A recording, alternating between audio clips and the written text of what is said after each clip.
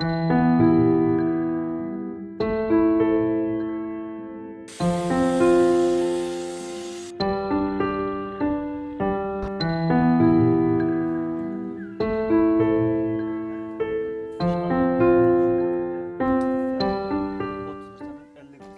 们通过进行巴达木技术培训，到田间地都按是给农民教技术，预计今年的每亩我们巴达木每亩产量是60到80公斤，比去年增加了30%。